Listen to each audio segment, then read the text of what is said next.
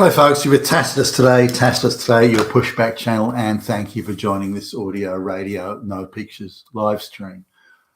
In this essay, I'd like to talk about the central banks around the Western world, the Fed in the United States, Bank of England and the Reserve Bank in Australia, all this sort of thing, the central banks, and they're all in what appears to be, or seems to be a coordinated propaganda campaign. They're all talking about inflation is a real problem in the Western countries, and something must be done. Maybe interest rates have to be put up, the brakes have to be put on the economy, and various sort of claims along. So if you go through their concerns about inflation, you would think, just being an ordinary consumer and citizen sort of trying to get by, you would think, well, their concerns about inflation would be the constantly increasing, stratospheric prices of, say, rent or mortgages, that sort of thing.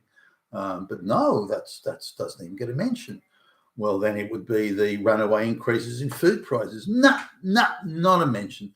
Well, then it would be because of the insane green energy policies, how energy prices are increasing 2 to 3 times faster than wages, and this. No, it's not that. No, those aren't. Well, then it would be the obvious and manifest erosion of the purchasing power of the paycheck. No, that's not the issue here. Goodness me, fuck. None of those things are issues. I mean, they're all very inflationary, hugely inflationary. But are they issues? Of course not. Of course not. What is the real inflation issue to be addressed here? Wage increases, because the cost of living is running out of control. People are wanting higher wages. Who would have thought it? Who the fuck would have thought that? But this is actually the problem. The price increases, the rent increases, food, energy. No, the issue is that people are really hurting, and they want higher incomes to deal with it. That's the problem. So the economic activity has to be stifled because of that. But wait, stop. Shouldn't we do something about the rent increases and the mortgage house prices? Shouldn't we do that? Because in which case, we did that. We can do that fairly easily. We can just say that people who want to buy houses have to put in a larger deposit. We can do that.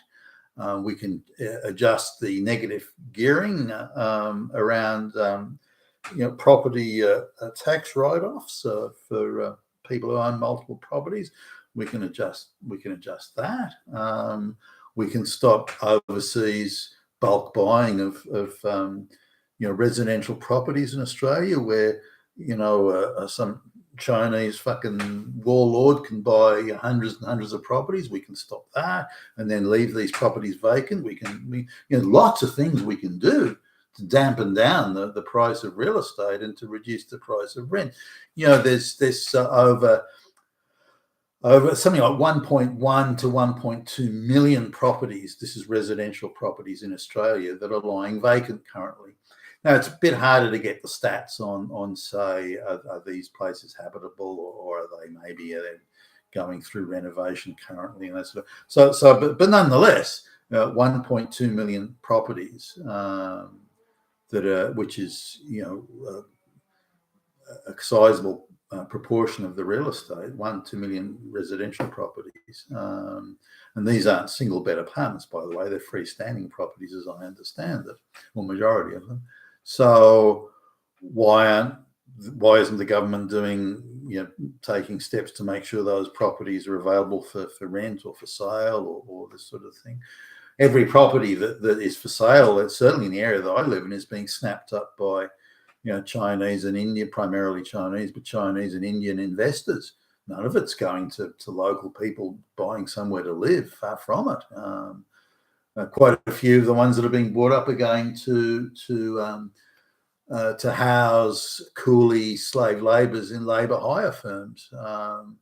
So none of this is, again, local people just buying a place to live or to retire in or to bring up a family in or something. Why isn't action being taken there? Because that would have a big effect on price of real estate and rents. No, no, no, no. Why isn't there a lot of action to scale back on these Green New Deal energy policies that are causing rampant increases in energy?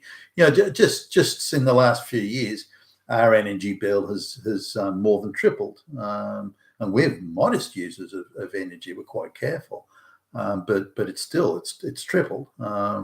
Just in the last 2.5 years. So it'll give you an idea. I mean, like we can afford it, so it's not like it's the end of the world. But if you're on a tight budget, then that's a lot of money.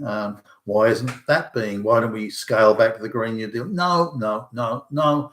Well, what about all of the food increases? The prices of food have increased well beyond any of the input costs. Well beyond any of the input costs. They cite it's the labour cost, but the cost of producing so many things, the labour cost is less than 10% of the production cost. So the idea that if labour goes up, then the price of food. So maybe we should look at that. No, nothing to do with that. But if people are hurting and they want wages to go up, then that's a fucking emergency. Hey, we got to do something.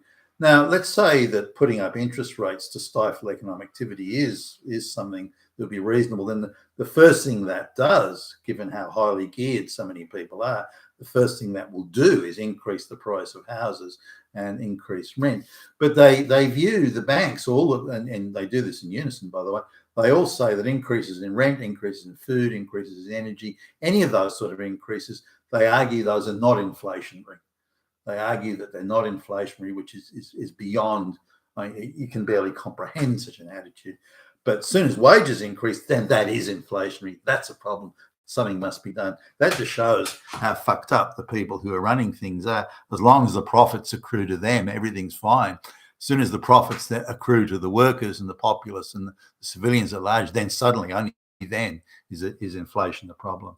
You've been with Tacitus today, your Pushback channel. Thank you for listening.